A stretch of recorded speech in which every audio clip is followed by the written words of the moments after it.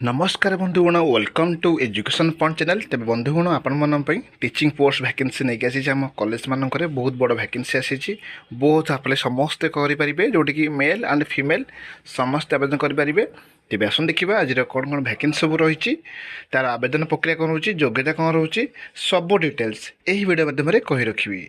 आपण मैंने बड़ मत देखुं लाइक करूँ सेयार करूँ सब्सक्राइब करूँ और सपोर्ट मत करूँ जहाँद्वारा मत मोटिवेशन और एनकरेजमेंट मिल देखते रही वैकेंसी आज रही टीचिंग पोस्ट वैकेंसी अच्छी who can apply all Odisha समस्त आवेदन करेंगे। पोस्ट नेम आप देखिए टीचिंग पोस्ट बहुत बड़ वैकेंसी आसी जाइए एप्रोक्सीमेटली गोटे सालेरी रही जोटा आपने क्लीयर देखिपे।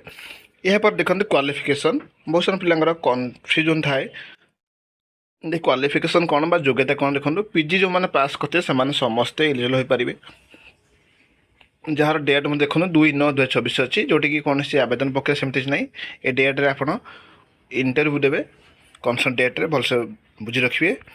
नेक्स्ट देखो ये आवेदन प्रक्रिया कौन देखो ऑफलाइन अच्छी ऑफलाइन मैंने कौन आवेदन प्रक्रिया सेमती किसी मेंशन नहीं जो मैंने से पोस्ट अनुसार योग्यता रही से समस्ते एलिजिबल हो पारे। आ सहित आवेदन प्रक्रिया सेमती ना तो आपने डायरेक्ट सबमिट करें जो कनसर्न डेट अनुसार बिफोर टाइम सब पहुँचे ता सहित सांगे सबूर डॉक्यूमेंट्स ओरिजिनल जेरक्स कर ने 10th पाखर पीजी पर्यंत मास्टर डिग्री पर्यंत जदि हायर क्वालिफिकेशन अच्छी ताले आपण ताहा आटाच करेंगे। तो सब documents certificate marksheet both Xerox ने और ओरिजिनल ने जी जेरक्स रहा सब जगह आप सेल्फ अटेस्टेड करदे ता सहित passport photo identity proof resume सब किसी डॉक्यूमेंट्स आटाच करेंगे ऑल डॉक्यूमेंट्स जोटा आप जानीपे। ता सहित सिलेक्शन प्रोसीजर देखो क्यारियर सहित आप साक्षात्कार इंटरव्यू कहे जो मैंने इंटरव्यू भल परफॉर्मेंस करेंगे से चयन हो पारे। तेज आसन देखा क्यों कॉलेज रही वैकेंसी देखा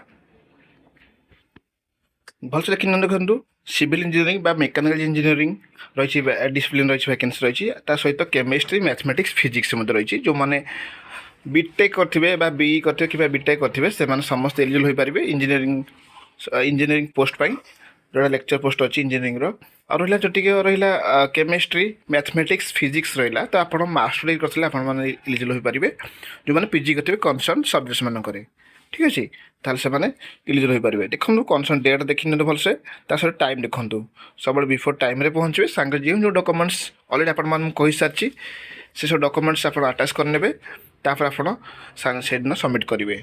जदि आपंकर से इंटरव्यू भल परफॉर्मेंस रोचे आप चयन हो पारे ठीक अच्छे। बस देखी कनसर्न सब्जेक्ट्स मानक पीजी करेंगे कि मास्टर डिग्री कर आवश्यकता रही जहाँद्वारा आपने केमिस्ट्री मैथमेटिक्स फिजिक्स आप एलिजिबल हो पारे ये सब्जेक्ट्स और रहा इंजीनियरिंग सब्जेक्ट्स आप बीई कि बीटेक करेंगे आप रेस्पेक्टिव डिसिप्लिन आप एलिजिबल हो पारे। तो भलसे देखी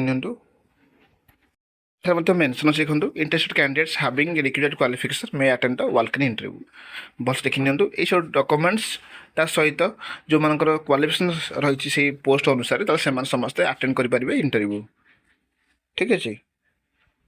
भलसे देखी Indira Gandhi institute of technology जोटा कि रही ढेंकानाल जिले रही वैकेंसी तो यही कॉलेज तरफ रही वैकेंसी आप देखिपारे इंस्टीट्यूशन तरफ रही बहुत बड़ वैकेंसी यार फुल डिटेल्स आप डेस्क्रिप्शन पाइजापारे। यापर यही रिगार्डिंग किसी डाउट हुए तो आपने कमेंट बॉक्स में मतलब कहींपारे। वीडियो भल लगे लाइक करेंगे शेयर करेंगे।